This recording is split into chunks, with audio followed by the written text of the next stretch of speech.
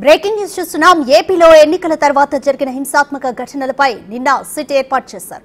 ఈ నేపథ్యంలో ఇవాళ సాయంత్రం 4 గంటలకు సిట్ బృందాన్ని టీడీపీ నేతలు కలవనున్నారు.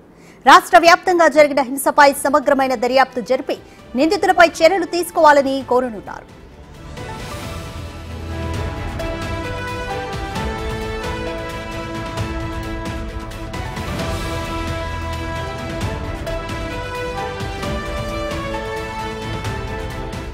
ఏపీలో ఎన్నికల తర్వాత జరిగిన హింసాత్మక ఘటనలపై నిన్న సిట్ ఏర్పాటు చేశారు.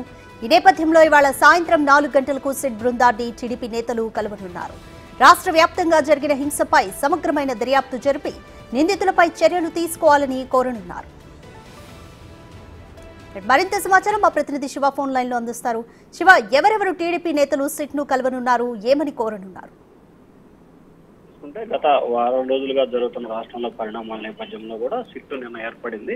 ఏదైతే సిట్ చీఫ్ సంబంధించి వినీత్ బిజ్వాల్ ఉన్నారో ఆయన్ని ఈ రోజు సాయంకాలం 4 గంటలకి తెలుగుదేశం పార్టీ నేతలు వర్ల రామయ్య, దేవినేని ఉమామహేశ్వరరావుతో పాటుగా నక్కానంద బాబు మొత్తం 5గురితో కూడుకున్న బృందం కలిసే అవకాశం కనిపిస్తా ఉంది. వారైతే మాత్రం 10 మంది పేర్లు ఇచ్చినప్పటికి కానీ 3గురికి కానీ 5గురికి కానీ అవకాశం ఇస్తామని చెప్పినట్లు కూడా తెలుస్తా ఉంది. అయితే ప్రస్తుతానికైతే ఏదైతే దేవినేని ఉమా, వర్ల రామయ్య, నక్క ఆనందబాబు, అశోక్ బాబు 4 పేర్లు అయితే వీళ్ళు ఇచ్చినట్టు తెలుస్తా ఉంది. మరొకరు ఏకంగా వస్తే కనుక గద్దె రామ్మోహన్ రావును కూడా తీసుకెళ్లే అవకాశం అయితే కనిపిస్తా ఉంది. 5గురు కొడుతున్న బృందం అయితే కొద్దిసేపట్లోనే డీజీపీ ఆఫీస్ లో సిట్ బృందాన్ని కలవబోతున్నాం. రాష్ట్ర వ్యాప్తంగా జరిగిన అల్లర్లకు సంబంధించి అధికార పార్టీ నేతలు వ్యవహరించిన తీరుకు సంబంధించి వీరి వద్ద ఉన్న ఆధారాలు, వివరాలు కూడా సిట్ బృందానికి ఇవ్వబోతున్నారు. సమగ్రమైన విచారణ జరిపి నిందితులపై కఠిన చర్యలు తీసుకోవాలని చెప్పి కూడా వీరైతే కోరే అవకాశం అయితే కనిపిస్తా ఉంది. ఎన్నికలు ఎక్కడా కూడా ఒక్క చోట కూడా రీపోలింగ్ జరగలేదు, ఎక్కడా కూడా పోలింగ్ ఆగిపోయిన సంఘటనలు. కానీ రాష్ట్ర వ్యాప్తంగా ఈ స్థాయిలో అరాచకాలు జరుగుతున్నాయి. కేవలం ఓడిపోతామనే భయంతో అధికార పార్టీ ఇన్ని అరాచకాలకు పాల్పడింది. కఠిన చర్యలు తీసుకోవాలని చెప్పి కూడా